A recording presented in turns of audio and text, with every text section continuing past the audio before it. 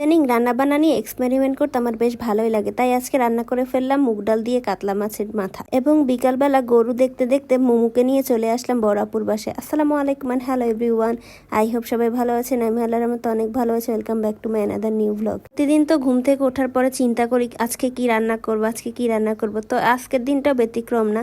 তাও ঘুম থেকে উঠে চিন্তা করতেছিলাম যে আজকে কি রান্না করব।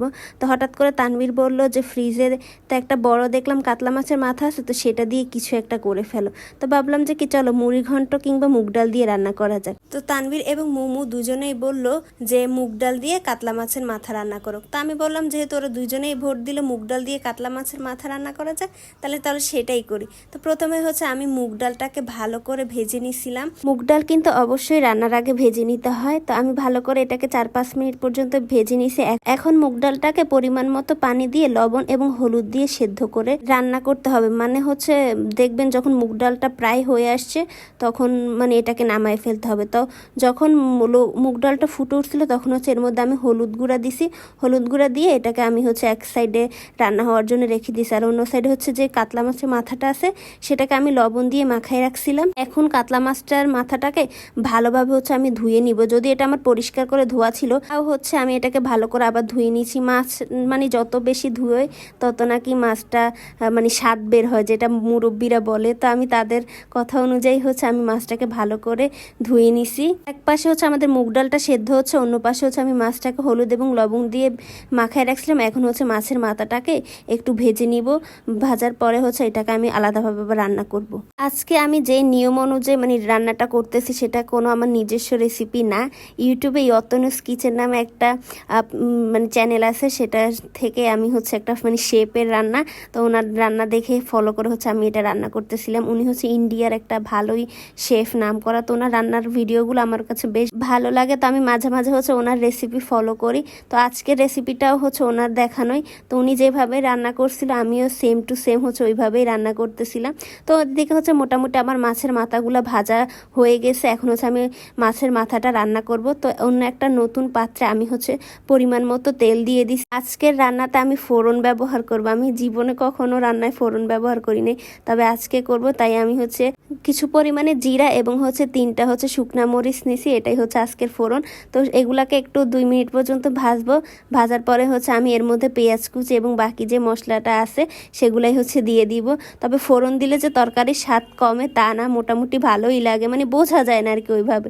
তো যখন ফোড়নটা আমাদের দেওয়া হয়ে গেছে এর মধ্যে হচ্ছে আমি একটু বেশি পরিমাণে হচ্ছে পেঁয়াজ কুচিটা দিব। আজকে মানে এই রেসিপিতে পেঁয়াজটা একটু বেশি দিলে ভালো লাগে আর কি। তো আমি হচ্ছে পেঁয়াজটা বেশি করে দিছি। এখন এটা হচ্ছে পেঁয়াজটাকে 4-5 মিনিট পর্যন্ত ভাজবো, মানে হালকা একটু নরম বা বাদামি কালার যখন হয়ে আসবে ততক্ষণ পর্যন্ত রান্না করব। এর মধ্যে হচ্ছে আমরা আদা বাটা, তারপর হচ্ছে রসুন বাটা দিব। কেউ চাইলে হচ্ছে যারা মানে আদা বাটা খেতে চান না মাছে তারা না দিলেও পারেন, তবে দিলে ভালো লাগে। তো আমি পেঁয়াজের সাথে হচ্ছে রসুন দিয়ে দিছিলাম, দিয়ে এখন এটা হচ্ছে ভেজে নিছি। এখন হচ্ছে যাবতীয় হচ্ছে গুঁড়া মশলাগুলো, এখানে না আসলে স্পেশাল কোনো মশলা ব্যবহারই করা হয় না, জাস্ট ফোড়নটাই হচ্ছে আর কি। তো আমি লবণ, হলুদ, জিরার গুঁড়া, ধনিয়ার গুঁড়া, পরিমাণ মতো হচ্ছে শুকনা মরিচের গুঁড়া, এগুলো দিয়ে আমি হচ্ছে মশলাটাকে ভালো করে কষিয়ে নিব। মানে আমরা রেগুলার মাছ রান্না করার জন্য যেই প্রসেসটা ব্যবহার করি ওই রকমই আর কি হচ্ছে প্রসেসটা ব্যবহার করতে হবে। তার মধ্যে হচ্ছে আমি আবার কয়েকটা কাঁচা মরিচও কেটে দিছিলাম, যদি আমাদের মরিচগুলো তেমন ঝাল না। আবার অনেকে দেখে ভাবতে পারেন হয়তো বা অনেক বেশি ঝাল হয়েছে, কিন্তু না। পর যখন মশলাটা ভালোভাবে কষানো হয়ে যাবে আর উপর থেকে হচ্ছে তেলগুলো মানে চলে আসবে তখন হচ্ছে আমরা এর মধ্যে মাছের মাথাটা অ্যাড করে দিব। আমি কিন্তু আবার এটার মধ্যে টমেটোও অ্যাড করছিলাম, যেটার ক্লিপটা আনফর্চুনেটলি নেওয়া হয় নাই, তাই এখানে অ্যাড করতে পারি নাই। এখন হচ্ছে আমি এই মশলাগুলোর মধ্যে মাছটা দিয়ে দিছি, দিয়ে আমি হচ্ছে এটা প্রায় 10-15 মিনিট পর্যন্ত রান্না করব। মানে মাছের সাথে মশলাটা ভালোভাবে মিশে গেলে তারপর হচ্ছে আমি এর মধ্যে ডালটা দিব। তো এখন হচ্ছে আমাদের মোটামুটি মাছটাও রান্না করা হয়ে গেছে। এখন এর মধ্যে হচ্ছে যে মুগ ডালটা আমরা সেদ্ধ করে রাখছিলাম হলুদ এবং লবণ দিয়ে, সেই মুগ ডালটা হচ্ছে এখন আমরা দিয়ে দিব। দিয়ে আমরা যে পরিমাণ পর্যন্ত পানি খেতে চাই, বা যদি ডালটা আমরা একটু ঘন রাখতে চাই তাহলে একটু কম পরিমাণের পানি দিব, আর যদি আমরা একটু ঝোল ঝোল রাখতে চাই ডালটা তখন হচ্ছে আমরা এটাকে বেশি করে পানি দিব। যেহেতু আমাদের ডালটা 80 ভাগ হয়েছে, আরও 20 ভাগ হওয়া লাগবে, তাই হচ্ছে এর মধ্যে আমরা পরিমাণ মতো পানি দিয়ে দিছি। তো আমি মোটামুটি ডালটা একটু পাতলা ঝোল রাখারই চেষ্টা করতেছি, যেহেতু প্রথমবার রান্না করতেছি তো রাখবো, সেই হিসাবে হচ্ছে আমি পানি দিয়ে দিছি। দিয়ে আমি এটা এটাকে এখন ঢাকা দিয়ে দিব।